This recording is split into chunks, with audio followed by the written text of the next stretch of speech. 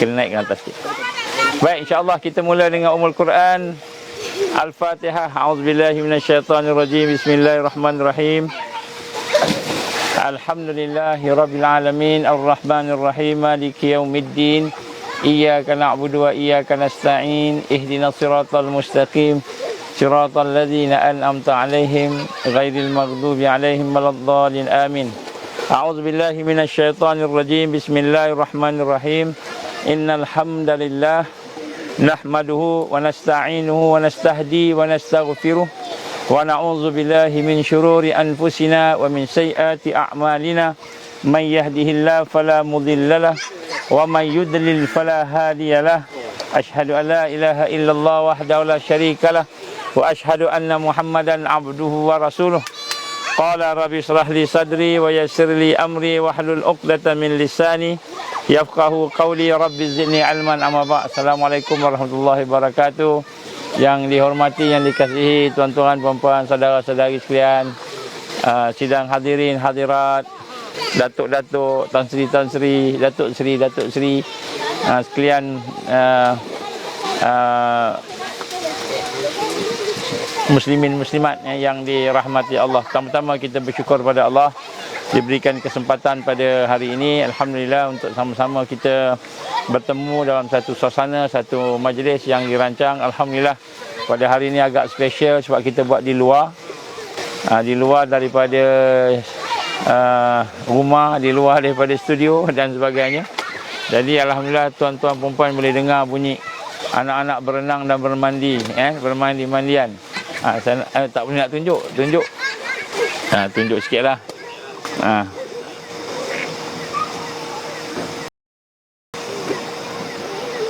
Ini kawan-kawan kita. Tu anak-anak tengah bermandi-mandian kat situ. Jadi anak-anak tengah mandi, tak apalah. InsyaAllah kita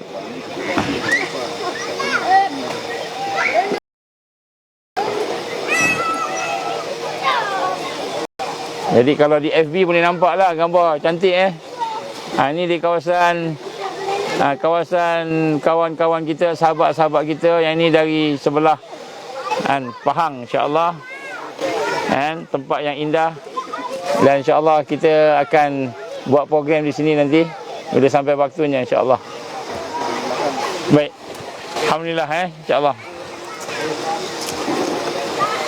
Baik. Jadi pada malam ini, mari sama-sama kita mulakan dengan syukur kepada Allah Subhanahu Wa Taala. Kita mengucapkan kalimah syahadah bersama-sama dalam rangka untuk kita membina satu perasaan merasa keagungan Allah Subhanahu Wa Taala dalam apa pun yang kita buat, dalam apa pun yang kita lakukan. Semuanya itu adalah merupakan anugerah Allah. Tidak ada satu pun melainkan semuanya merupakan yang diberikan oleh Allah. Kita marilah menundukkan hati-hati kita, syukur dengan sepenuh hati kita, supaya mudah-mudahan bila kita bersyukur, Allah akan tambah lagi lah nikmat-nikmat yang ada tu, insya-Allah.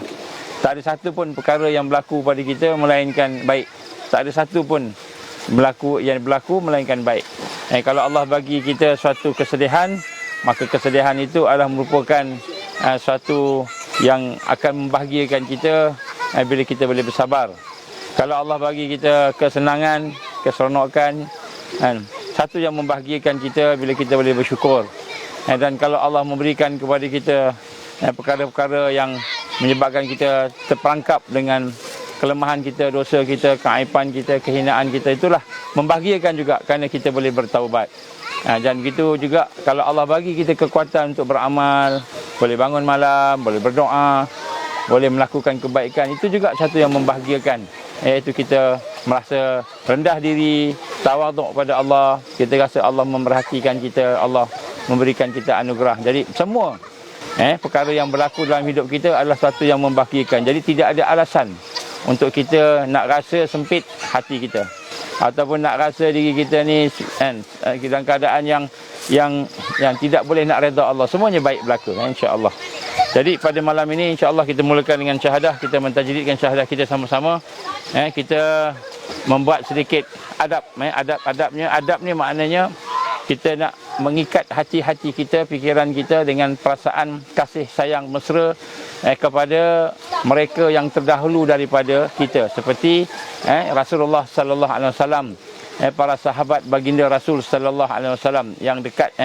Kemudian juga lebih daripada itu lagi, para rasul yang terdahulu daripada kita, terdahulu daripada Rasul sallam, begitu juga para anbiya, begitu juga mereka yang telah mengikuti sahabat Nabi, mengikuti sahabat, pengikut sahabat, sampailah kepada tuan-tuan guru kita yang muhakkikin, sampailah kepada kita. Jadi kita nak ikat hati kita ni, kita nak bersama-sama dengan orang yang diberikan nikmat oleh Allah Subhanahu Wa Taala. Kumpulan an'amta alaihim disebut, kumpulan yang diberikan nikmat oleh Allah. Kita mau mengeluarkan diri kita daripada kumpulan-kumpulan yang mendapat kemurkaan Allah, yang mendapat kesesatan, yang Allah sesatkan. Ghairil maghdubi alaihim waladdallin, iaitu kumpulan-kumpulan yang diberikan oleh Allah kemurkaannya kerana keingkaran mereka kepada Allah dan juga kesesatan. Jadi kita nak kena sama-sama bersyahadah, mengucap. Dan yang pertama, kita nak rasa kita sebenarnya nak ikat diri kita bersama dengan perjuangan para rasul, perjuangan para anbiya, para sahabat, begitu juga para pengikut sahabat tabi'in, sampailah kepada ulama yang muhakkikin, Syekh Abdul Qadir Jalani, begitu juga dengan ulama-ulama yang lain, Syekh Ahmad Fatani, begitu juga contohnya Syekh Yusuf ataupun Tok Kenali yang kita kenal, dan begitu juga dengan guru-guru kita yang lain. Tujuannya supaya kita nak merasa bahawa kita satu jamaah dengan mereka, rasa kita bersama mereka. Perasaan Nabi dah tak ada dah, tapi perasaan kita bersama, insya-Allah. Bismillahirrahmanirrahim. Bismillahirrahmanirrahim. Bismillahirrahmanirrahim. Asyhadu an la ilaha illallah wa asyhadu anna Muhammadar Rasulullah. Asyhadu an la ilaha illallah wa asyhadu anna Muhammadar Rasulullah. Asyhadu an la ilaha illallah wa asyhadu anna Muhammadar Rasulullah. Allahumma shalli ala sayyidina Muhammad wa ala ali sayyidina Muhammad kama shallaita ala sayyidina Ibrahim wa ala ali sayyidina Ibrahim wa barik ala sayyidina Muhammad wa ala ali sayyidina Muhammad kama barakta ala sayyidina Ibrahim wa ala ali sayyidina Ibrahim fil alamin innaka Hamidum Majid. Alhamdulillah. Jadi kita syukur pada Allah. Jadi perkara yang kedua, saya nak ingatkan diri saya dan diri tuan-tuan, puan-puan, saudara-saudari sekalian, marilah kita merasakan bahawa Allah Subhanahu Wa Taala telah memerintahkan kita supaya sentiasa di dalam keadaan bersama-sama dengan orang-orang yang saleh, orang yang baik, iaitu golongan-golongan yang diberikan nikmat tadi. Malahan dalam hal ini Allah gambarkan bahawa dia mencintai, menyayangi mereka yang berjuang pada jalannya itu dalam keadaan yang tersusun rapi, bersama-sama dengan jamaah, bersama-sama dengan sahabat-sahabat yang saleh, yang baik, kan? Ya ayyuhallazi innallaha yuhibbul ladzina yuqatiluna fi sabilihi saffah ka'annahum bunyanun marsus. Ini ayat Allah surah As-Saff. Allah gambarkan bahawa Allah amat sayang, amat mencintai mereka yang berjuang pada jalan dia itu dalam keadaan berbaris, dalam keadaan tersusun, dalam keadaan rapi sebagaimana bangunan yang tersusun rapi. Dan di sinilah Nabi menggambarkan bahawa dalam hadis yang lain yang diriwayatkan oleh Hudzaifah Ibnul Yamani radhiyallahu an, satu hadis yang panjang, tapi kita petik daripada hadis itu. Apa kata Nabi sallallahu alaihi wasallam? Talzamu jamaah al-muslimin wa imamahum. Talzamu jamaah al-muslimin wa imamahum. Ni hadis yang diriwayatkan oleh Bukhari dan Muslim, muttafaq alaih. Apa kata Nabi sallallahu alaihi wasallam? Talzamu jamaah. Hendaklah kamu beriltizam, hendaklah kamu bersama-sama, komit dengan jamaah al-muslimin, iaitu jamaah orang-orang Islam, orang muslim, wa imamahum, dan juga imam, pemimpin-pemimpin mereka. Dan hadis ini menggambarkan kepada kita bahawa salah satu daripada kefarduan kita untuk menang, untuk berjaya, untuk berada dalam keadaan sukses terutamanya di akhir zaman ini, hendaklah kita bersama-sama dengan individu-individu yang saleh, yang salihah, iaitu membentuk satu ketumpukan, satu kelompok, satu pasukan, satu kumpulan yang mana kita akan membina sesuatu kekuatan semula. Dalam hadis yang lain, Rasul sallallahu alaihi wasallam menggambarkan, man farakal jamaah qaida sibrin faqad khala ribqah al-islami min 'unuqih, atau kama Rasulullah sallallahu alaihi wasallam. Man farakal jamaah, siapa-siapa yang memisahkan dirinya daripada sahabat-sahabat yang baik, sahabat-sahabat yang saleh, orang yang baik-baik ni, orang yang beriman, yang bertakwa, yang ihsan. Siapa yang tak mau bersama-sama, memisahkan diri dia daripada jamaah qaida shibrin, walaupun dalam keadaan sejengkal, sikit aja, maknanya dah tak kontak dah. Dulu kontak selalu, dah tak kontak. Dulu bual-bual selalu, dah tak bual-bual dah. Maka apa dia, faqad khala riqatan al-islam min 'unuqih, maka berarti dia telah melepaskan Islam daripada tengkuknya. Jadi Nabi gambarkan kepada kita dalam hadis yang diriwayatkan oleh Abu Daud ini, bagaimana kita janganlah memisahkan diri kita dengan orang-orang baik-baik ni.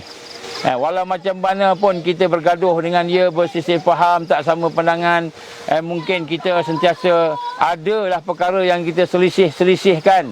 Maklumlah kita ni jenis A. Jenis A ni jenis apa? Jenis membantah.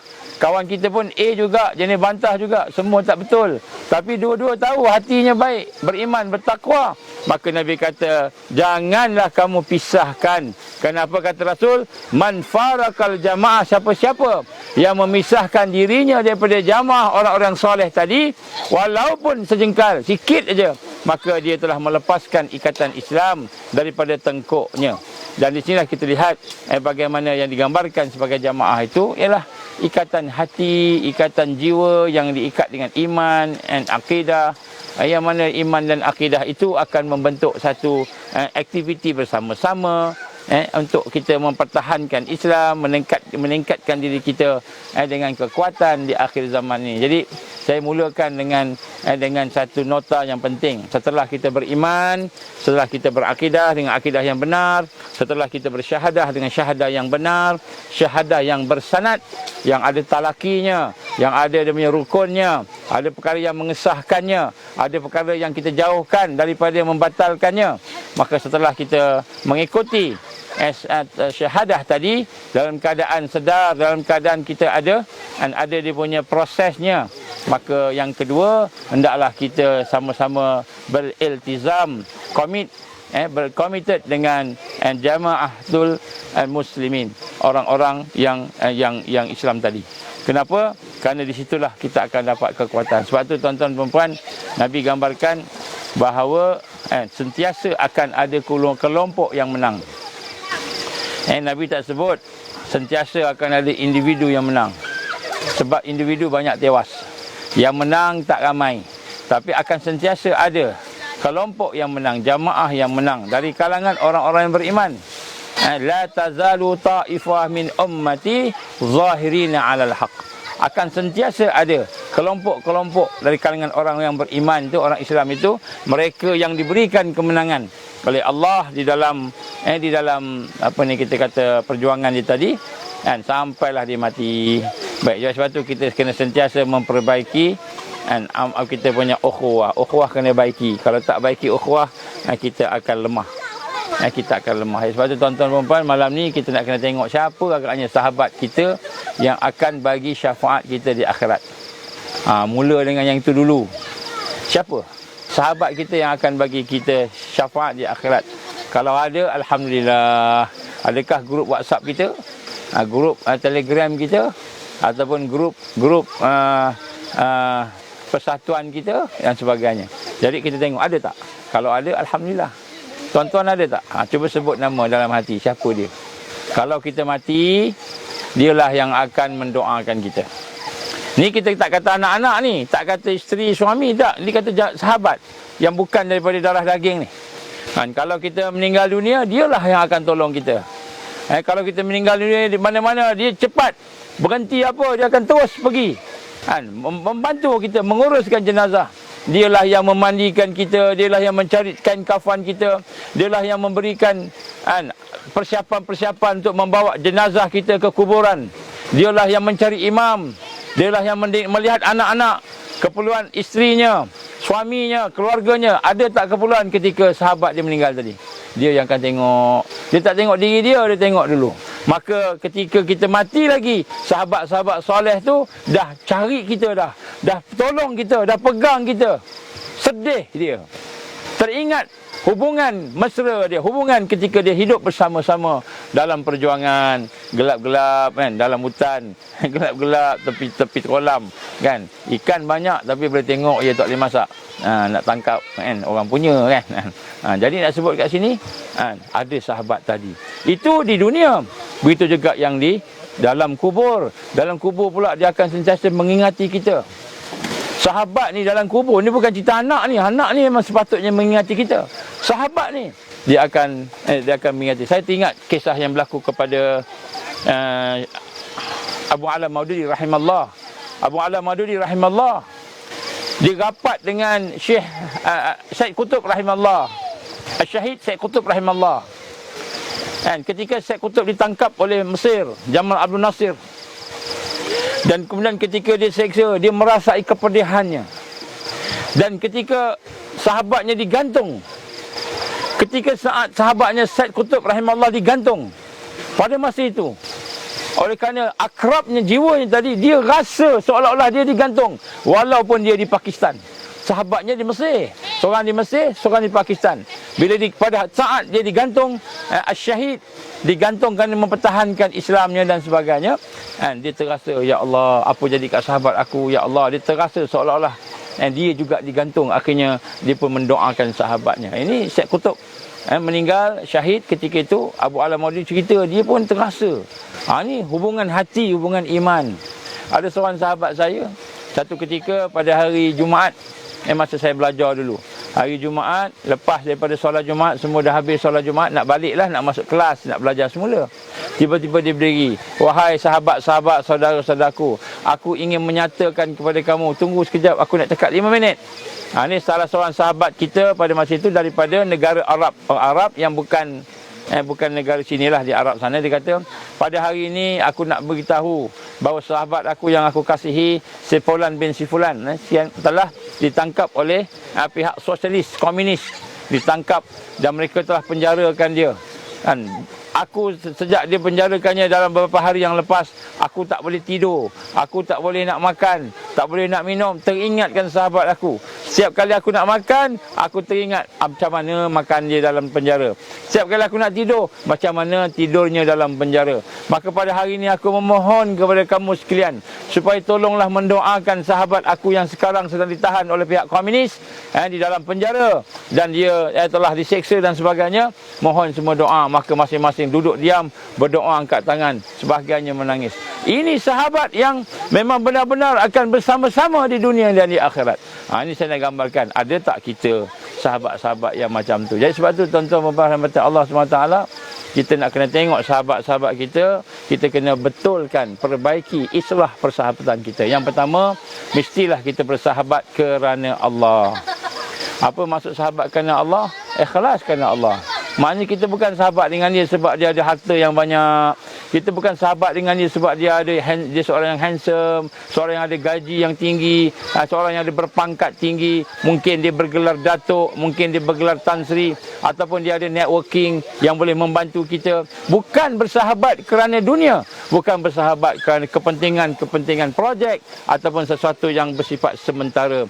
Tetapi kita bersama dengan dia bersahabat kerana Allah. Bertemu kerana Allah, berpisah kerana Allah.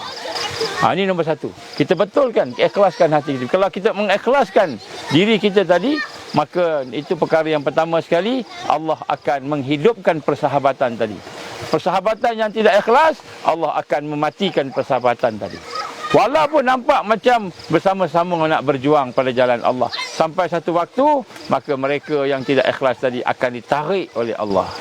Sebab itu tuan-tuan, saya sedih apabila kita diuji dengan serangan biological weapon, iaitu coronavirus. Coronavirus ni biological weapon. Kita diuji dengan chemical weapon. Apa chemical weapon ni? Yang disuntik-suntik tu. Ada di kalangan sahabat-sahabat seperjuangan saya dulu, sama-sama susah, sama-sama payah. Masa kita dulu dalam keadaan mungkin dibuat macam diperlakukan macam-macam, kan, sama-sama bersabar, sama-sama berjanji setia, tiba-tiba diuji dengan peperangan dunia ketiga ini dengan bio weapon, chemical weapon. Mereka tak bersama dah. Sebahagian daripada mereka dah hidup dengan dunia akibat tidak bersama. Walaupun berjuang ikhlas, malahan menuduh sesat pula, kan. Kamu janganlah membawa ajaran sesat, dia kata macam itu. Saya pun tanya dengan dia, wahai sahabatku, sekiranya apa yang aku buat ini sesat, maka engkau betulkanlah mana yang sesat. Jangan tuduh sesat, betulkan kat mana yang sesat. Kalau apa yang aku ajar, aku buat ini tidak sesat, benar, maka ketahuilah kesesatan adalah fitnah, tuduhan tadi akan kembali kepada kamu semula. Bertaubatlah. Maka dia pun istighfar dan kemudian dia kata minta maaf. Terus dia stop. Itu yang terakhir. Terakhir yang percakapannya, dia minta maaf, terus dia stop. Terus tengok. Saya kata kalau saya salah, tegurlah. Dekat mana yang salahnya? Betul ke saya salah? Kalau saya salah, alhamdulillah betulkan. Dan kalau saya tidak salah, benda ni betul, maka tuduhan sesat akan patah balik. Ini sahabat-sahabat ni. Saya sedih, sampai sekarang saya sedih. Begitu ingat apa yang berlaku, sedih sangat. Sebab mereka ni orang yang ikhlas, tetapi tertipu dengan perancangan jahat musuh. Tertipu dengan taktik-taktik halus, tipu daya yang halus yang dibuat oleh Al-Masih Dajjal. Sehingga mereka ni nampak macam buat dakwah, buat tarbiyah, buat jihad, berjuang, tapi rupa-rupanya yang di jihad, yang di dakwah, yang diperjuangkan tadi hanyalah untuk memenuhkan keperluan sistem yang ada, sistem jahiliah yang ada, sehingga menyebabkan mereka tidak benar-benar boleh bersama-sama dengan mereka yang berjuang di atas jalan yang lurus. Ini saya sangat sedih, sangat-sangat sedih. Yang kedua, tuan-tuan, bila kita dengan sahabat-sahabat kita, apa kita kena buat? Setelah kita ikhlaskan hati kita, maka hendaklah kita melihat dia dengan pandangan kasih sayang. Kalau dia ada salah, maafkan dia. Yang kedua, tak akan lepas daripada kelemahan, tak akan lepas daripada kekurangan, tak akan lepas daripada perkara-perkara yang mungkin menyentuh hati kita. Terasa hati kita, terasa fikiran kita, sahabat aku ni senyum pun tak, padahal masa tu dia tengah sakit perut. Kita ingat nak suka senyum sepanjang masa, dia tengah sakit perut, dia senyum macam mana? Kita tak tahu dia sakit perut, dia pula tak nak beritahu, dia tak nak menyusahkan kita. Rupanya dia sedang berhadapan dengan masalah, rupanya menyebabkan dia tak boleh senyum. Kita mengatakan sombongnya dia, pagi-pagi tak senyum. Itu bahagian senyum. Belum lagi cakap bahagian yang lain-lain. Jadi kalau adalah kelemahan dia, kalau adalah kekurangan dia, kalau adalah perbezaan pandangan, mula-mula sekali maafkan dia. Kenapa? Kerana hubungan kita bukan hubungan dunia, bukan hubungan nak dapat untung di dunia ni. Walaupun tidak ada masalah dapat untung, tapi hubungan kita lah kerana Allah. Maka sekiranya ada kelemahan-kelemahan tadi, kita tengok dia dengan pandangan kasih sayang, maafkan dia. Maafkan dia. Dan siapa yang boleh memaafkan sahabat dia, saudara dia, maka dia lebih utama di sisi Allah Subhanahu Wa Taala. Jadi sebab tu kita tak kena rasa perkara ni dalam hidup kita ni. Kita hari ni ada banyak kawan-kawan, banyak sahabat-sahabat, tetapi kawan-kawan sahabat-sahabat yang ada pada kita semuanya merupakan pelakon-pelakon tambahan, pelakon-pelakon Hindustan, pelakon Hollywood dan Bollywood yang hanya pandai bermuka-muka dan hanya sekadar memperbaiki lakonan-lakonan mereka. Jadi kita ramai orang yang macam itu. Jadi sebab itulah tuan-tuan perempuan, yang kedua, sentiasa memaafkan mereka. Kalau ada kesilapan, kita tengok kesilapan tu adalah merupakan satu rahmat, iaitu kita ada peluang untuk menolong dia, membantu dia. Ini kita kena rasa. Kita kena rasa sebab kita nak sama-sama duduk berhadapan dengan Al-Masih Dajjal ni. Bukan senang, kan? Bukan senang, bukan kita mudah gitu. Yang ketiga, tuan-tuan, yang dirahmati Allah Subhanahu Wa Taala, setelah kita memaafkan dia, hendaklah kita sentiasa meningkatkan, saya sebut meningkatkan husnul zan, baik sangka. Yang pertama, ada benda tak kena kat dia. Ada benda yang kita marah, ada benda yang menyentuh hati kita, ada perbezaan, ada sedikit rasa hati kita tadi, kita maafkan dulu. Apa pun, aku maafkan dia. Maka yang ketiga, kita memperbaiki husnuzan. Kita memperbaiki sangkaan-sangkaan kita. Tak mau sedikit pun sangka buruk. Cukuplah sangka buruk itu satu dosa. Cukuplah sangka buruk itu satu dosa. Jadi ini tuan-tuan, susah ni, hak ni susah. Kenapa? Kita boleh maafkan, tapi kita tak boleh lupakan. Itu maaf, itu susah kan. I can forgive you, but I cannot forget what you did. Aku boleh maafkan, tapi aku tak boleh nak lupa. Tidak boleh lupa ni adalah merupakan kita tidak membina husnuzan dengan dia. Kita memendam marah kat dia, sehingga akhirnya apa jadi? Kita pun jadi pendendam. Ingat, mengungkit. Aku dah tolong kau. Engkau tak ada kereta, aku bagi tolong pinjamkan kereta. Engkau tak ada duit, aku tolong kau bagi duit kat engkau. Engkau sakit, aku belikan ubat. Engkau buat apa yang lemah, aku tolong top up. Inikah yang kau buat? Kita pun mengungkit. Rupa-rupanya mengungkit ni tanda kita su'uzzon dengan dia. Jadi kita kena rasa begitu. Jadi yang ketiga ni kena husnuzan. Banyak lagi lah sifat-sifat tadi. Saya bukan nak cerita pasal sahabat. Ini semua mukadimah. Jadi apa yang penting tuan-tuan, bila kita berjamaah, bila kita berada dalam jamaah, sesungguhnya itulah syurga. Salah satu daripada syurga dunia. Salah satu daripada syurga dunia apabila ada sahabat yang akan bersama kita senang, susah, kan? Dalam keadaan kita terlupa, dalam keadaan kita teringat, semua keadaan dia akan bersama kita. Inilah kebahagiaan, bahagia. Macam mana pada hari ini saya rasa cukup bahagialah. Walaupun letih. Tadi pagi-pagi daripada semalam travelling sama-sama dengan sahabat-sahabat kita ni, kan? Tidurnya dalam kereta, jalan-jalan sampai subuh, letih, ngantuk-ngantuk, tukar-tukar driver, kan. Lepas tu pergi pula satu majlis perjumpaan dengan orang-orang besar-besar juga ni. Tiba-tiba kena sabotaj, letih lagi. Lepas tu kan pergi sana pergi sini, tengok tanah lah, tempat nak buat ladang rakyat. Tengok tempat-tempat yang kita rasa potensi untuk nak bantu rakyat sama-sama ni, tengok meninjau sana meninjau sini, kan. Letih dan sebagainya. Tetapi alhamdulillah, bila bersama-sama dengan sahabat-sahabat kita ni, kita rasa hati kita rasa gembira, tenang, rasa seronok, kan, rasa bahagia. Sebenarnya ini salah satu daripada nikmat yang ada dalam syurga yang Allah bagi kepada kita di dalam dunia ini, iaitu bersahabat kerana Allah, bertemu kerana Allah, berpisah kerana Allah, tolong menolong, baik sangka, kita bermaaf-maafan, sentiasa berkasih sayang. Dan inilah antara nikmat yang Allah bagi kepada kita orang beriman yang telah dilupakan. Ramai orang lupa. Jadi sebab tu tuan-tuan, kita tengok bila berlaku kesusahan, orang pertama kita fikir diri kita dulu. Kedua, kita fikir keluarga kita. Kita lupa fikir sahabat kita. Jadi inilah perkara yang sebenarnya merupakan satu perkara yang akan membawa kepada kelemahan-kelemahan kita. Belalang pun ada kat sini. Ada belalang nak datang, nak dengar ceramah juga. Dengar jauh-jauh, jangan dengar dekat-dekat. Baik, adalah antara beberapa perkara yang saya nak sebut kat sini. Apabila Allah menggambarkan, hendaklah kamu berjuang dalam keadaan yang tersusun rapi. Innallaha yuhibbul ladzina yuqatiluna fi sabilihi saffan ka'annahum bunyanun marsus. Bila Allah jelaskan kita hendaklah berjuang bersama-sama dalam keadaan tersusun rapi, maka Nabi pun menggambarkan keadaan yang tersusun rapi itu bagaimana yang digambarkan oleh Allah dalam surah yang sama, surah Saff. Kunu ansari, kunu ansari, ya ayyuhallazina amanu kunu ansarallah, jadilah kamu ansarullah. Kama qala Isa bin Maryam, sebagaimana yang digambarkan oleh Isa ibn Maryam alaihi salatu wasalam, siapakah yang akan menjadi ansarullah? Maka dijawab oleh sahabat-sahabat dia. Ni sebut sahabat ni, sahabat Rasul Nabi Isa.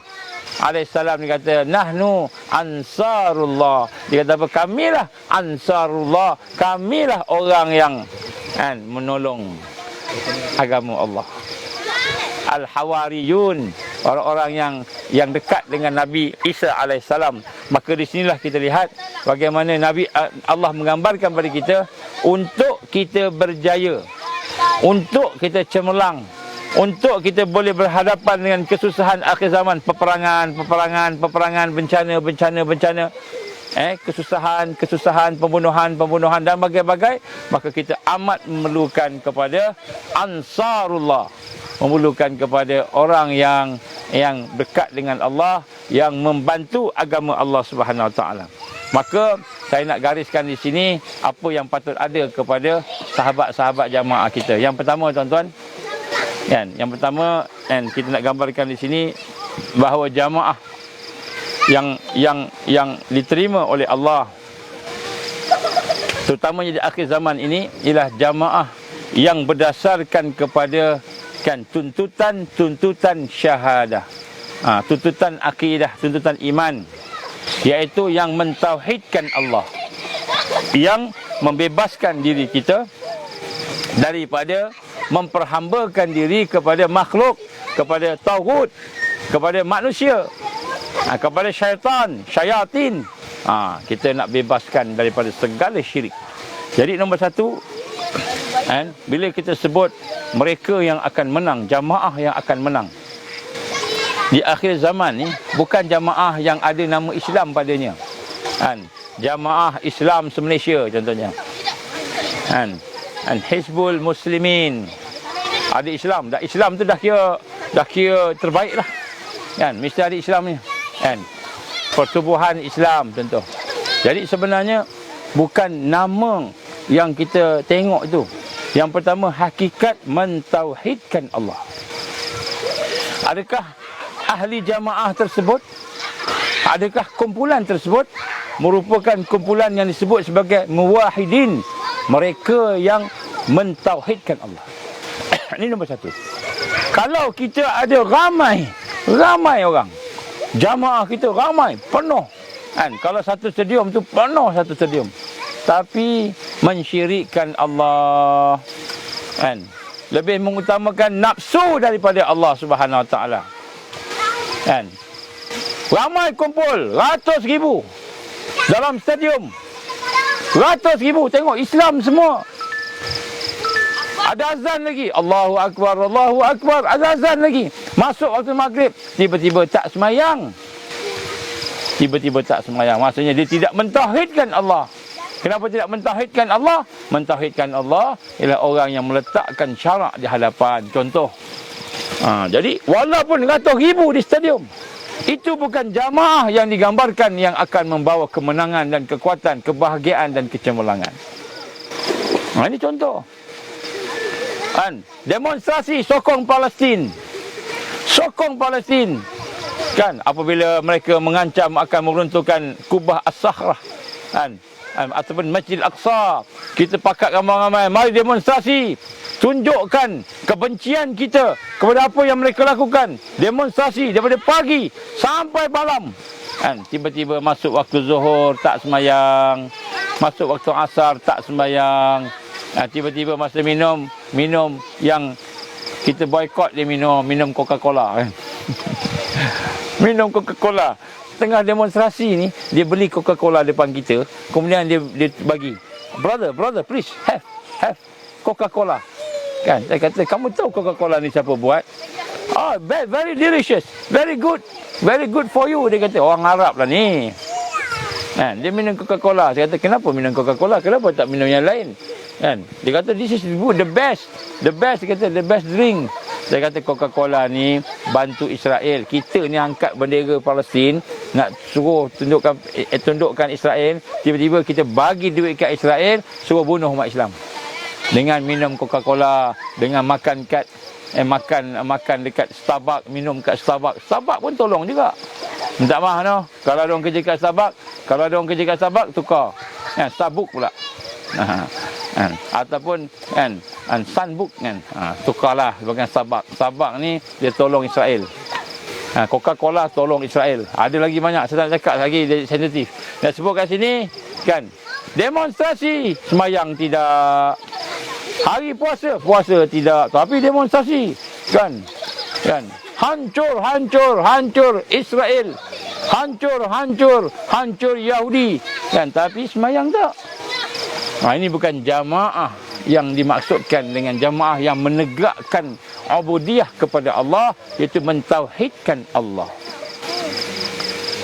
Ada orang pula buat conference, buat convention, buat macam-macam, kita kata akademik, kita kata betul-betul panggil berbincang mengenai masalah umat.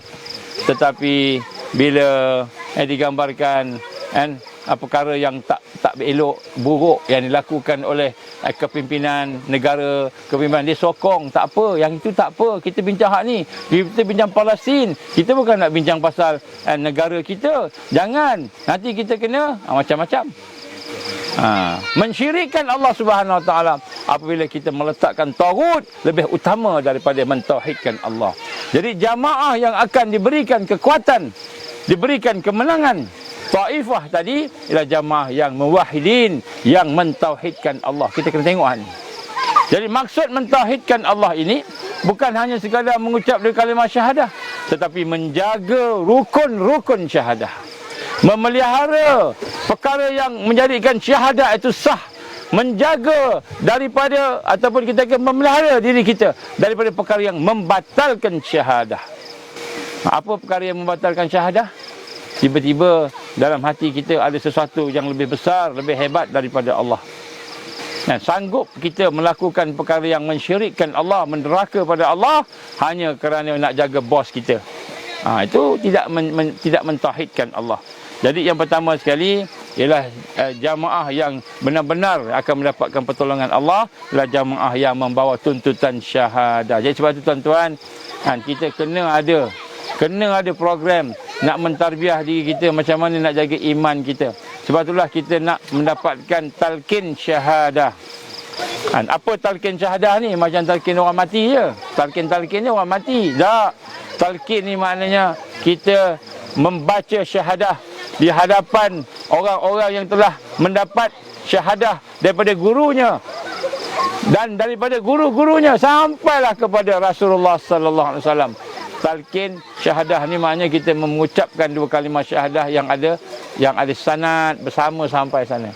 Ini salah satunya. Bukanlah tu tak semestinya kita dah talqin syahadah, kita dah sempurna. Tak, kita kena lalui proses macam mana nak melaksanakan syahadah dalam bentuk-bentuk ilmunya, kefahamannya dan amalnya. Jadi maknanya yang pertama, kita kena ada aktiviti nak bersihkan hati kita daripada syirik. Kita kena belajar. Kita belajar apa rukun syahadah tu. Rukun syahadah ni apa tuan-tuan? Saya tanya tuan-tuan, tahu tak? Kalau tak tahu kena belajarlah. Saya tak nak cakap lah hari ni. Nak cakap kemudian. Kedua, jamaah yang menekankan kepada islah. Yang pertama, jamaah yang menekankan tentang tauhid. Itu yang pertama. Sebab tuan-tuan saya sebut sini, bila datang Dajjal nanti, kita diserang semua. Semua aspek serang. Sekarang ni kita buat ladang rakyat. Ramai yang cakap, mari sama-sama kan. Kami nak join. Dalam GPMC nak join, kami nak join. Bila saya cakap dengan orang semua nak join. Bagus. Kita buat ladang rakyat. Rupanya kita takut mati. Bukan kita buat ladang rakyat sebab Allah perintah kita berusaha dan berjuang. Kita takut mati. Tak apalah, kita betulkan balik syahadah kita. Nak sebut kat sini kan, kita pun buat sesuatu perkara. Tetapi kita buat satu perkara tu bukan kerana ikhlas tadi. Ini satu perkara.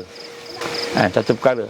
Sampai satu peringkat tuan-tuan banyak sebut sampai satu peringkat nanti Allah izin kesusahan dan bencana yang datang pada kita sampai satu peringkat dia akan sampai kat sini, kat hidung ni. Macam air tenggelam tak boleh bernafas dah. Tak boleh bernafas. Kan? Nak makan tak ada, nak minum tak ada. Nak beribadah susah. Kan? Kena terkejar, diboikot dituduh sesat, difitnah dengan kesesatan macam-macam. Sampai peringkat duit, nak beli duit kita tak terima. Sampai peringkat emas kita tak boleh terima. Kenapa? Ini golongan-golongan yang nak mentauhidkan Allah, dia kata begitulah dalam istilah dia. Baik tuan-tuan, sampai peringkat kita tak boleh buat apa-apa dah. Nak makan, saya sebut, tuan-tuan boleh makan simpan berapa tahun, boleh makan kan, berapa lama. Minum air berapa lama, baik. Mungkin tak ada air dah, tak ada makanan dah. Maka ketika itu, apa yang ada? Yang ada hanyalah Allah. Sebenarnya yang menyelamatkan kita, yang memberikan kemenangan kepada kita, yang memberikan kecemerlangan dalam kita mempertahankan diri kita ialah Allah. Di situlah syahadah tadi. Kemudian yang kedua, jamaah macam mana yang boleh membina kemenangan tadi, yang digambarkan sebagai zahirina alal haq, yang menang di atas kebenaran tadi, itu jamaah yang melaksanakan islah. Allazina yaslihun idza fasada nas, iaitu mereka yang digambarkan Rasulullah yang melaksanakan pembaikan islah ketika manusia lain rosak. Jadi nombor dua, sifat jamaah ialah mereka yang hatinya, jiwanya berakidah dengan akidah iman yang benar. Kemudian mereka tolong menolong macam mana kita nak memperbaiki diri kita, nak meningkatkan diri kita. Itu yang kedua. Jadi untuk kita membina ini, maka jamaah yang menekankan tentang pembinaan al-iman al-amik, iman yang mendalam, penekanan at-tanzim ad-daqiq, dia mempunyai penyusunan yang rapi. Dia bukan main hentam kromo je. Kromo ke krono? Kromo orang Jawa yang dah tak jadi Jawa Sembrono. Jadi sebenarnya yang pertama al-iman al-amik kita sebut tadi. Yang kedua ialah at-tanzim ad-daqiq. Maknanya jamaah itu mempunyai satu penyusunan yang rapi. Dia ada kepimpinannya, dia ada dia punya orang-orang yang melakukan, dia ada dia punya struktur dia ada yang rapi. Bukan main-main. Bukan seorang-seorang dia syok sendiri, tak. Dia kena ada satu struktur penyusunan. Inilah jamaah Rasulullah sallallahu alaihi wasallam. Nabi arahkan, ini macam gini, yang ini macam gini kan. Contoh. Ketika Rasul sallallahu alaihi wasallam ketika di kurang-kurang lebih daripada tahun yang ke-10 kenabian, atau ke-11 kenabian, atau yang ke-12 kenabian. Dia ada beberapa pandangan berbeza. Jadi masa ketika itu Nabi telah mendapat ilham, wahyu daripada Allah bahawa Islam perlu ditegakkan, disebarkan di tempat lain. Maka Nabi melihat selain daripada Taif, Nabi melihat Madinah. Maka ketika itulah Nabi menyatakan, dipanggil Mus'ab bin Umair radhiyallahu an, mari sini Mus'ab. Maka Mus'ab pun datang. Mus'ab ni jenis orang pandai cakap, pandai meyakinkan orang, boleh bercakap lah. Jadi sebab tu ada di kalangan kita yang boleh bercakap, ada di kalangan kita yang boleh buat kerja, kita komplimen. Dia jenis boleh bercakap. Bila dia boleh bercakap, maka Rasul SAW berkata, ya Mus'ab, pergilah kamu ke Madinah dan sampaikanlah Islam yang kamu faham pada mereka. Buat dakwah lah. Maka Mus'ab pun pergi berdakwah sehinggalah tahun lebih kurang setahun selepas itu, tahun yang ke-12 kepada kenabian, ataupun tahun yang hampir ke tahun ke-13 pada kenabian.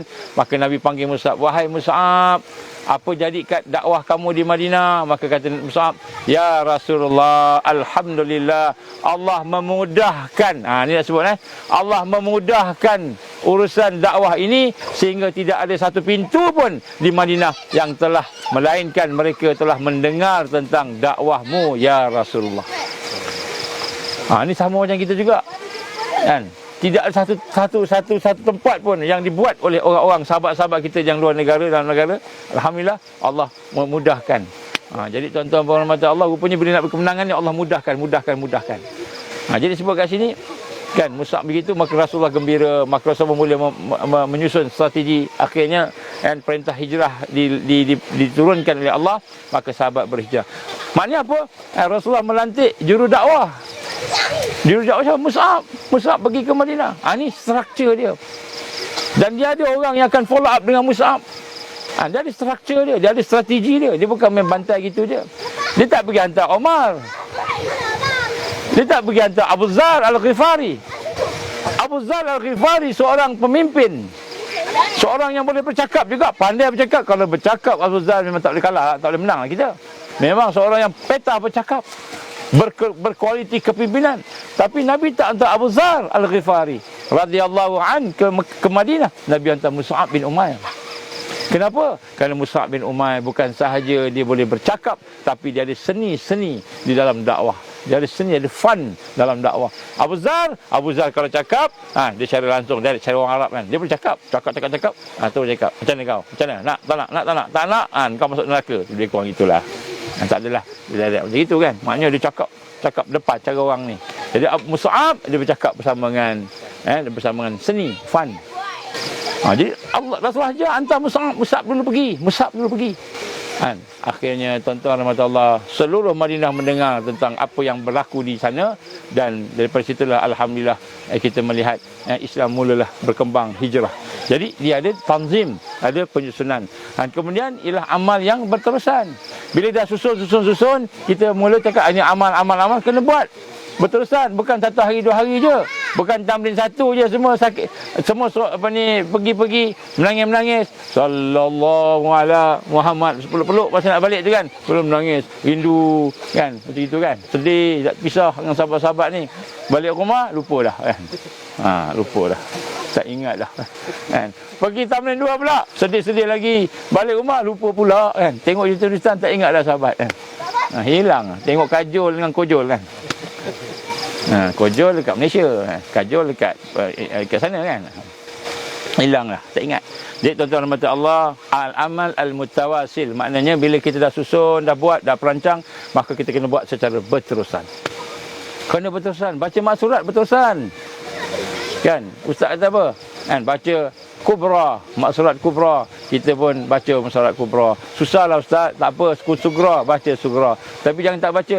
Susahlah ustaz, sugra pun susah. Baca auzubillahi minasyaitan, auzubillahi samil alim minasyaitanir rajim. Baca itu cukup. Susah juga nak baca auzubillahi samil alim minasyaitanir rajim tu. Tak apa, pegang aja. Maksurat buku pegang aja, tengok je. Susah tak boleh baca. Kan?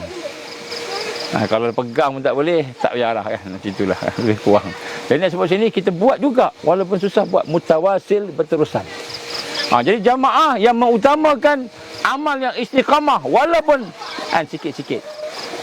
Jadi sebab tu tuan-tuan rahmatullah, ini antara perkara yang penting. Jadi inilah antara perkara-perkara yang mana banyak lagi lah saya nak sebut sifat-sifat tadi. Dan inilah insya-Allah antara perkara-perkara yang kita akan cuba buat di dalam Ansar.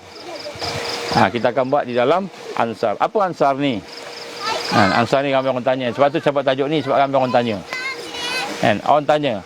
Maka Ansar ini adalah singkatan kepada Angkatan Sukarelawan Rakyat. Angkatan Sukarelawan Rakyat. Di mana? Di Malaysia, di Johor, di Pahang, di Kedah, di mana-mana lah di Malaysia. So, Angkatan Sukarelawan Rakyat ni Ansar telah pun didaftarkan, alhamdulillah, insya-Allah, dan kita telah pun strukturkan dia, dan oleh kerana berlaku beberapa perkara, maka kita akan melakukan sedikit perubahan struktur. Kita akan restructure balik. Itulah kelemahan manusia kan. Jadi kita kena betulkan baiki, dan kemudian dia mempunyai moto apa moto dia? Apa tema dia? Berilmu, berakhlak dan bermanfaat. Berilmu ni apa maksud berilmu? Kita mesti ada ilmu untuk bergerak, bukan kita ikut perasaan, bukan kita ikut arus. Mesti ada ilmu. Apa maksud ilmu ni? Ilmu ni maknanya kita mendapatkan input, bimbingan daripada mereka yang ada ilmu. Jadi dia bukan orang yang main jalan je. Dia ada ilmu, dia bukan ikut arus. Dia bukan sudah jadi baru kaji kan, bukan. Dah jadi baru kaji kan, bukan. Dia dah kaji lama dah, dia cuma terangkan. Yang sebut kat sini mesti ada ilmu. Jadi kita menekankan ilmu. Yang kedua, berakhlak. Apa maksud akhlak?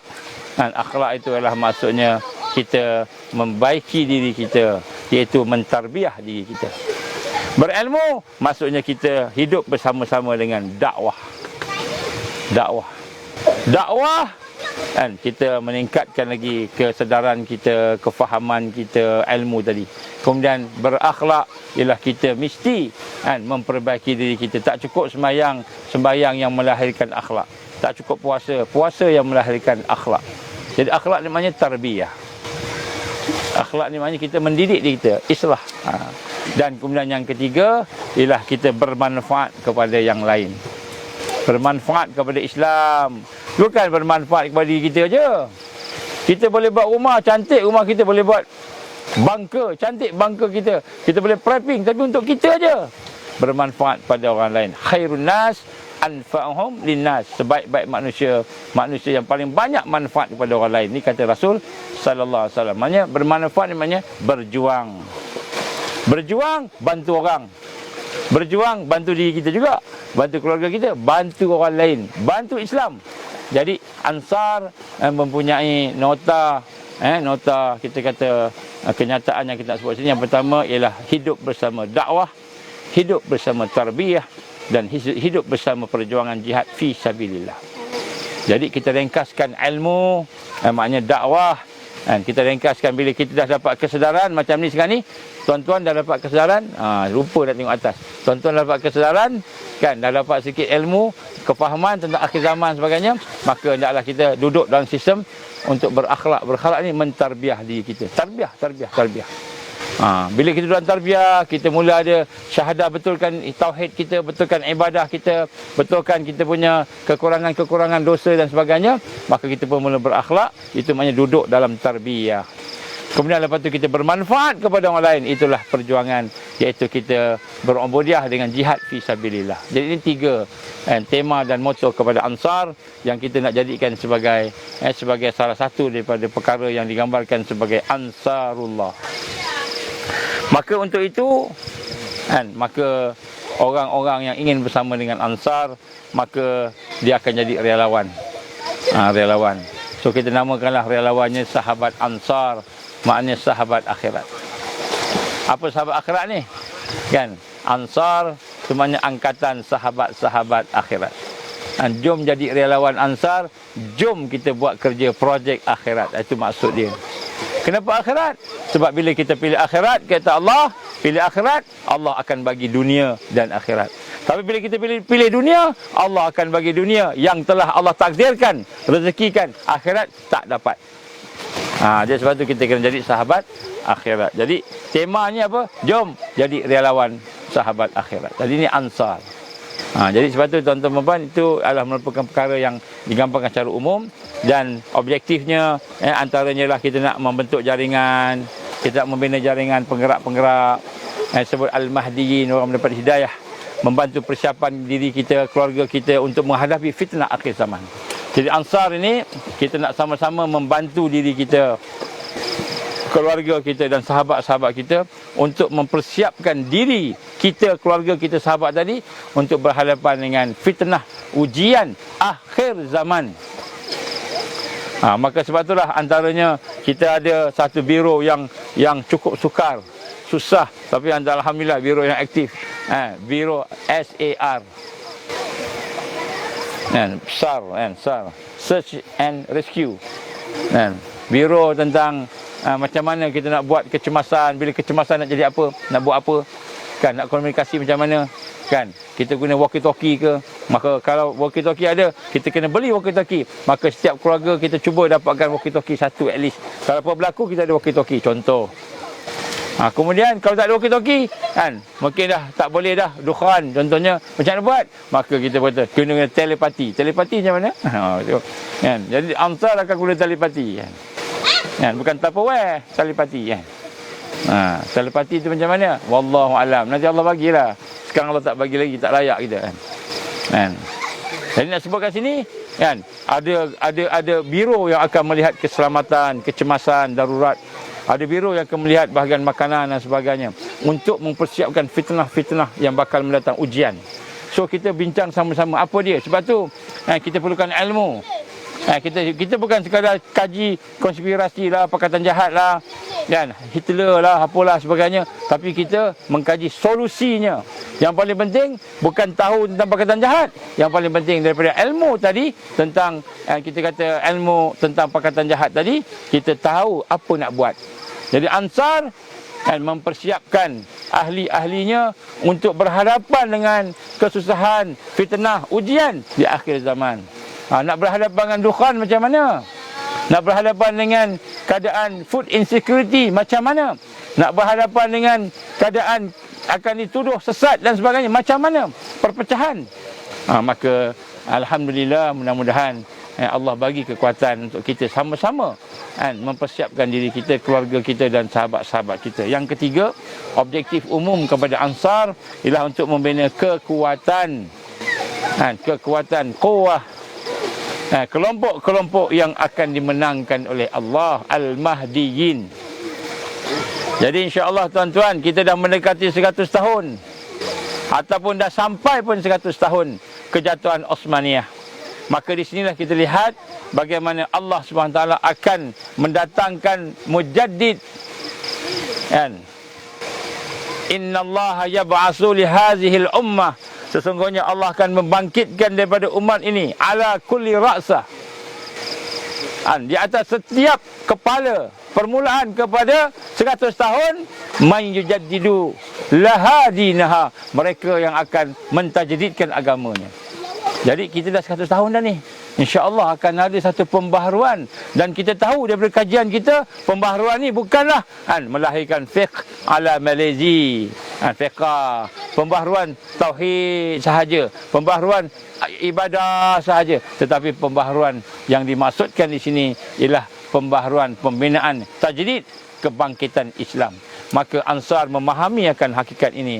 Maka kita mempersiapkan supaya Ansar ini juga berada di dalam laluan-laluan untuk membina kemenangan kelompok-kelompok Al-Mahdiyin, kelompok yang diberikan hidayah oleh Allah Subhanahu wa taala. Jadi ini kita salah satu daripada objektif umum. Jadi kita bukan saja nak prepping, kita bukan saja nak kata nak betulkan akidah kita, ibadah kita, akhlak kita, tapi kita nak membina kekuatan. Kekuatan ni kita tak bincanglah kat FB. Tak boleh bincang kat FB. Nanti musuh-musuh kita nampak, oh rupa-rupanya begini. Ini pun dia dah tahu dah, tak apa. Dia dah tahu dah pun. Nak sebut kat sini. Jadi sebab itulah, siapakah dia, apakah dia akan kita lakukan? Antaranya insya-Allah kita akan melakukan banyak program-program yang hanya akan dibincangkan dalam kelompok-kelompok Ansar sahaja. Antaranya yang saya dah dedahkan kepada tuan-tuan, antaranya ialah ladang rakyat. Ladang rakyat. Apa konsep ladang rakyat? InsyaAllah kita akan mengadakan usaha sama, kerjasama dengan mereka yang ada kekuatan, kepakaran, kemahiran, termasuklah dana dan keuangan ataupun funding untuk kita sama-sama laksanakan kerja-kerja ladang rakyat. Apa ladang rakyat ni? Kita buat insya-Allah 50% daripada hasil ladang itu akan diberi kepada rakyat secara percuma. Kita bagi je kepada rakyat. Kalau katakanlah buat dekat Pahang, kita buat kat Pahang, buat kat Kuantan katakan, maka bila buat kat situ ladangnya 50%, insya-Allah kita akan bagi kepada penduduk Kuantan. Kalau banyak, kalau sikit sama sikit. Kalau kita buat di contohnya di Johor Bahru, Johor Bahru ada ladang rakyat contohnya, maka 50% daripada hasil tadi kita akan bagi pada rakyat. Mana rakyat yang gelandangan tak ada makan, mana rakyat yang susah, kita bagi pada mana. Bagi percuma aja, bukan percuma. Kita bagi itu sebab infak pada jalan Allah. Jadi ini program ladang rakyat. So 50% lagi bagaimana? 50% lagi kita nak bayar upah orang yang buat kerja, nak beli mesin, nak beli benih dan sebagainya. 50% untuk kita rolling balik. 50% lagi kita bagi kepada rakyat. Ini supaya bila kita berhadapan dengan food insecurity contoh, maka pada ketika itu kita ada kekuatan-kekuatan nak bantu rakyat yang menderita. Ini kita sebut ladang rakyat. Ni contoh, ni salah satu je. Banyak lagi. Tapi kita tak naklah discuss semua kat sini kan. Nanti ada pula orang-orang yang datang kan, mengaku pula kami daripada Ansar, siapa nak bersama-sama dengan kami, bagi phone number, PM tepi. PM ke apa? PM tepi. PM tepi. PM ya? PM ni please message. Tuan-tuan, nama saya ni, saya minta maaf saya sentuh Saya minta maaf saya terpaksa cakap ni. Sebab banyak kali dah kena. Nama saya ni diguna macam-macam. Ada orang nak buat ladang dekat satu tempat A. Tak sebut nanti kalau disebut main tahunya. Ustaz. Dia sebut, kemudian dia kata kami nak buat ladang, nak buat perkampungan Islam, Muslim village, sebagainya. Dan kemudian dia kata apa? Kami bersama dengan Ustaz Nur Azman. Dia sebut nama saya tuan-tuan. Mula-mula saya ingat dia sebut nama saya, mungkin dia nak katakan baguslah. Rupa-rupanya dia kata saya bersama dia. Akhirnya rupa-rupanya kan tipu rupanya. Rupa-rupanya apa? Dia nak buat madrasah tahfiz, susah nak dapat duit, maka dia panggil orang datang supaya bersama dengan dia gunakan nama saya. Itu ada sebahagian begitu. Kemudian akhirnya bila dapat tahu, punya bukan, saya pun tak kenal ustaz tu. Ustaz tu mungkin kenal saya agaknya, saya tak kenal dia. Ada pula kelompok-kelompok yang lain kan mengatakan bersama-sama dengan Ansar juga, bersama-sama dengan kita. Kemudian dia pun minta sumbangan. Minta sumbangan. Kita tak pernah pun minta sumbangan cara macam tu. Tiba-tiba dia minta atas nama. Jadi sebab tu tuan-tuan rahmati Allah, kan, apa yang kita dedahkan dalam ciri kuliah yang lepas, kita dedahkan solusi-solusi yang boleh dibuat oleh umat Islam. Banyak saya dah cerita dah. Apa dia? Saya lebih suka kepada penyelesaian solusi nak berhadapan dengan fitnah ni. Bukan sekadar kita pakatan jahat aja. Jadi bila dia dah tengok macam itu, ramai ikut, dia guna pula nama-nama orang yang ada situ. Jadi inilah antara perkara yang kita berhadapan sekarang. Sebab itulah kita sangat sensitif. Kalau tiba-tiba ada orang kata tolonglah gunakan tolonglah buat gini, tapi sebenarnya bukan pun. Sangat sensitif tuan-tuan. Sebab dah banyak kali kena lah. Jadi sebab itulah tuan-tuan rahmat Allah Subhanahu Wa Taala, ada banyak program-program insya-Allah yang kita akan buat sama-sama. Sebab tu saya menyeru kepada tuan-tuan puan-puan, insya-Allah bagi mereka yang berminat untuk bersama-sama dengan Ansar, marilah sama-sama. Guna channel yang betul. Apa channel yang betul? Kita ada Telegram, kita baru buat Telegram. Sebenarnya Telegram dah buat banyak dah, tapi hari ni baru punya ni. Apa nama dia entah, saya tengok jap. Telegram Grup Ansar, Grup GRUP ANSAR CC GPMC. CC CC. Cyber Circle. GPMC. Kita nak gabungkan GPMC dengan Ansar. Jadi mereka yang daripada GPMC yang berminat, mereka yang daripada FB yang tengok dengar ni malam ni YouTube ke yang berminat, masuk dalam Telegram group tersebut. Maka akan diselia oleh salah seorang daripada kita punya sahabat-sahabat kita, iaitu Abu Musa nama dia. Abu Musa. Sebab ni ada orang nama Abu Musa pula kan.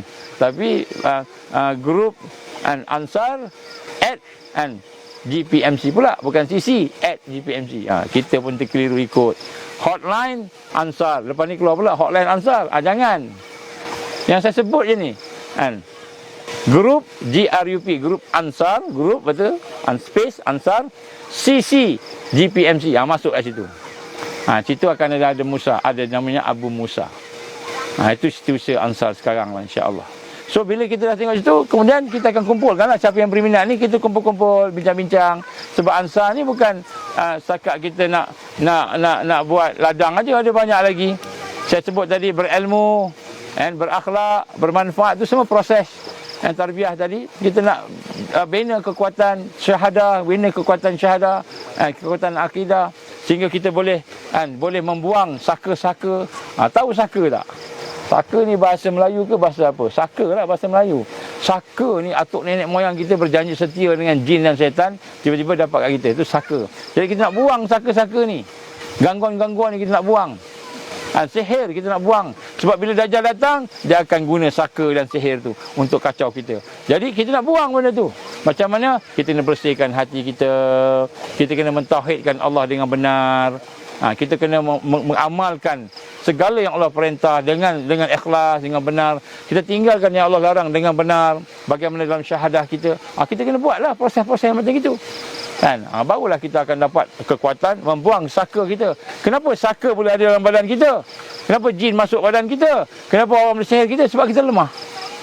Kita tak bersih, hati kita tak bersih, akidah tak bersih. Jadi kita cuba pelan-pelan sama-sama buang benda tu.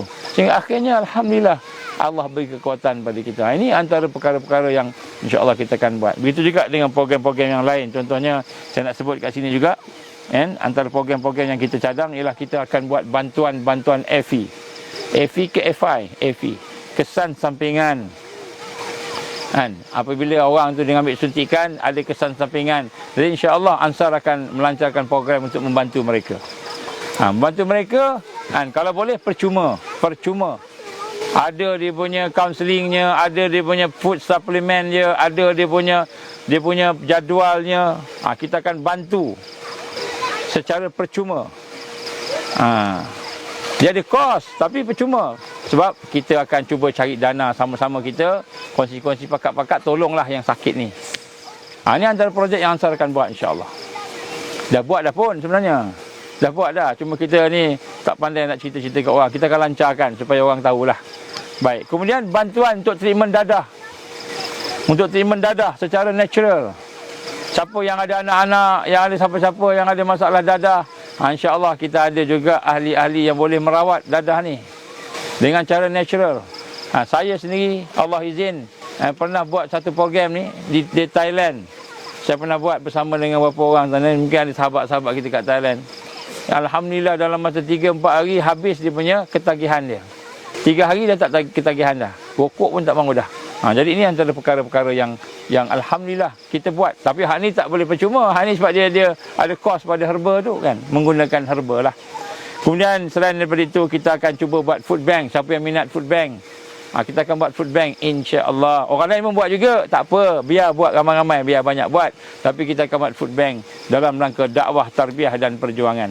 Dan kemudian insya-Allah kita akan buat perkara-perkara yang lain jugalah. Kita akan buat program-program menghafal Quran, program-program membina kekuatan, insya-Allah, dalaman, luaran. Sama-sama kita buat, insya-Allah. Jadi Ansar sebenarnya adalah hakikatnya lah himpunan hati-hati, jiwa-jiwa yang berhajat untuk menjaga, memelihara imannya, akidahnya daripada fitnah akhir zaman.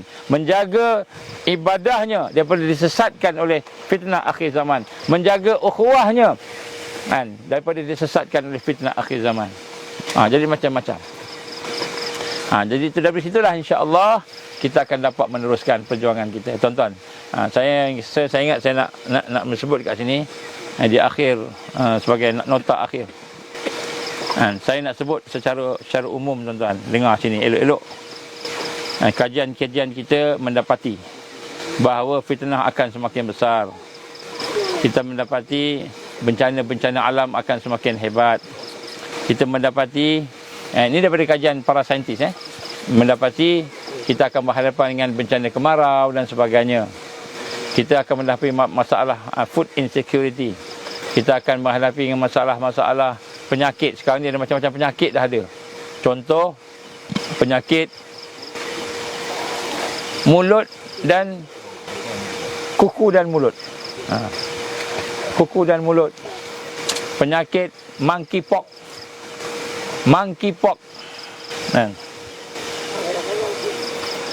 Penyakit monkeypox. Juga penyakit apa-apalah macam-macam. Jadi tuan-tuan, kan, saya nak sebut kat sini. Saya nak menyatakan tuan-tuan, sebenarnya memang kita akan berhadapan dengan kesusahan-kesusahan yang mereka buat. Tetapi saya nak ingat sini, apabila kita dengar perkara-perkara yang mereka sebut dan kita takut, maka pada masa itu kita akan berhadapan dengan suatu yang lebih susah lagi. Jadi sebenarnya kita ditakut-takutkan. Saya bagi contoh monkeypox,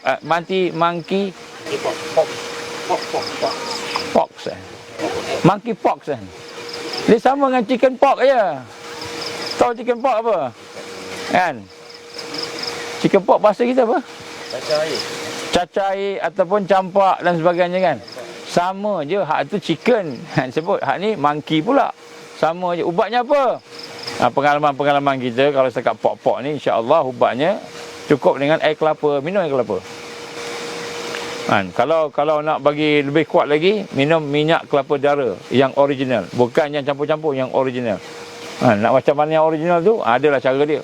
Jadi ada ubatnya, ada makanannya, ada dia punya rawatan-rawatan yang daripada Tibun Nabawi, daripada Nasrul-Fatih. Jadi insya-Allah benda tu ada, tapi dia akan takut-takutkan.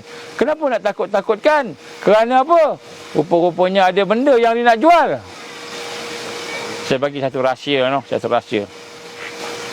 ni rahsia ni, maknanya jangan cerita kat orang. Tapi benda ni akan tersebar pula saya. Maka Al-Kisah disebut di padang pasir, kan? Maka jumpalah seorang laki-laki dengan timbalan menteri KKM. Maka bertemulah mereka berdua berempat mata. Bila berjumpa berempat mata tu, maka ditanyalah kepada menteri, wahai timbalan menteri Fasolah KKM, maka bagaimana keadaan umat yang ada pada hari ini yang dijangkiti dengan monkeypox? Monkeypox kan.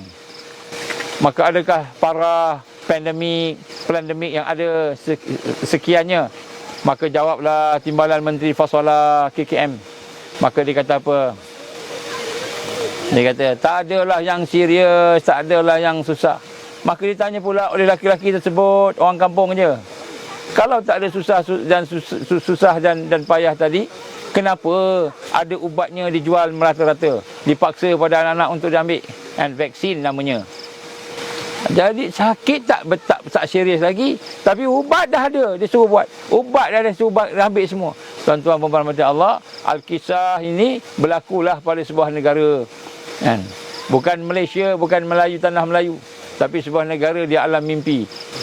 Jadi kalau orang petik saya punya cakap ni, nak saman apa tak, saya kata alam mimpi. Tapi alam mimpi nyata, benar. Maka ubat dah ada, tapi penyakit baru nak ada. Apa maknanya tu tuan-tuan?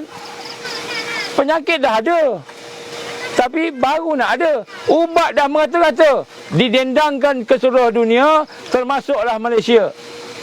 Kena ambil suntikan vaksin durjana. Kenapa? Nak rawat monyet-monyet yang durhaka, memberikan pok-pok kepada anak-anak kita. Jadi tuan-tuan puan, gurindam seloka ni berlaku pada pagi tadi. Bila kita bercakap-cakap rupanya. Maka ditanya pula, ke mana pergi memanda menteri? Nombor 1 KKM bukan timbalannya. Maka berkatalah memanda timbalan, menteri pergi ke luar negara, sibuk dengan urusan melancong.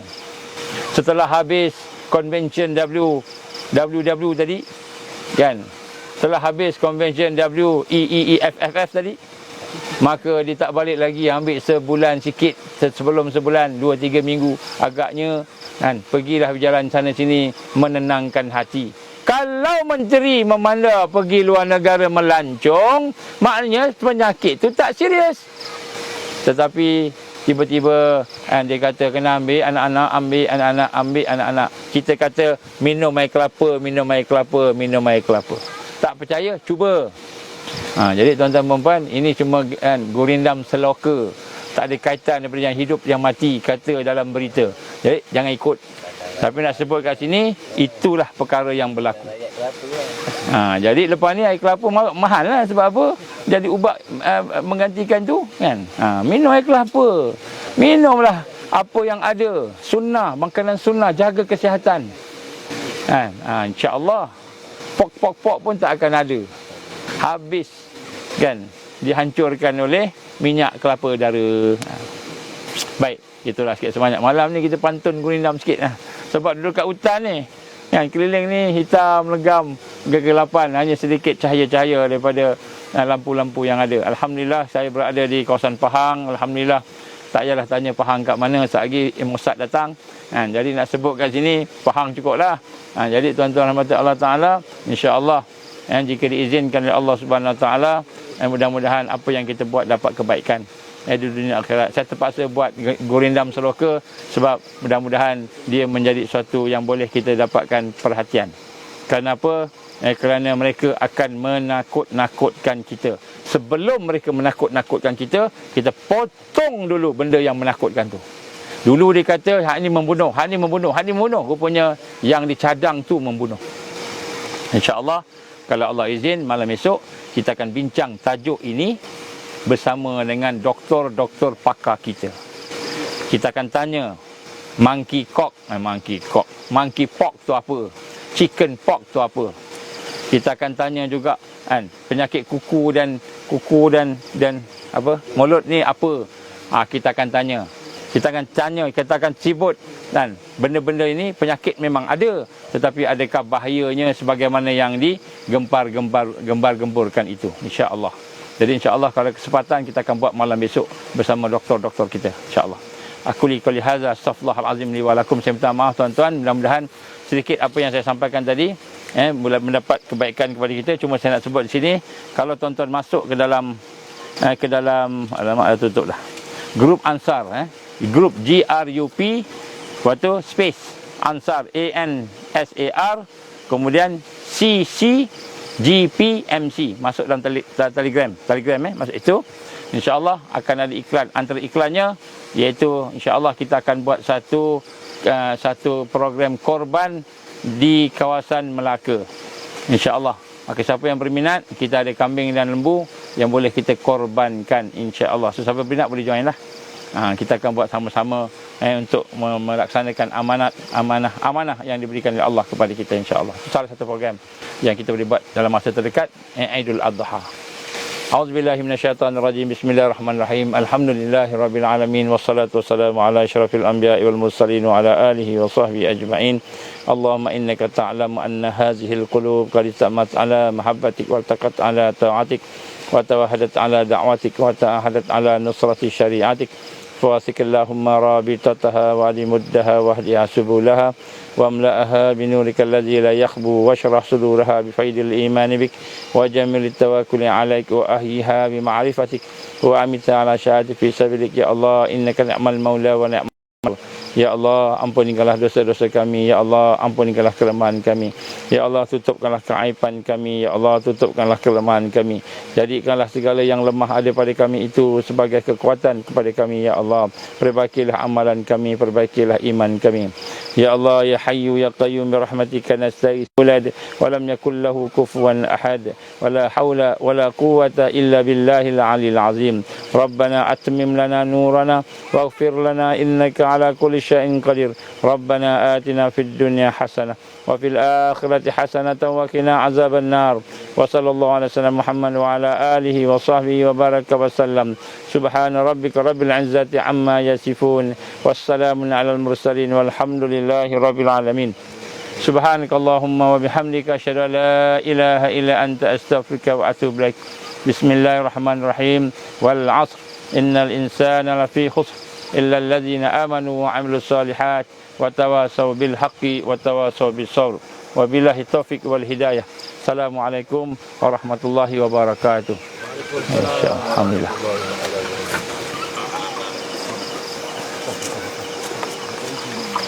Kita ada lagi ni daripada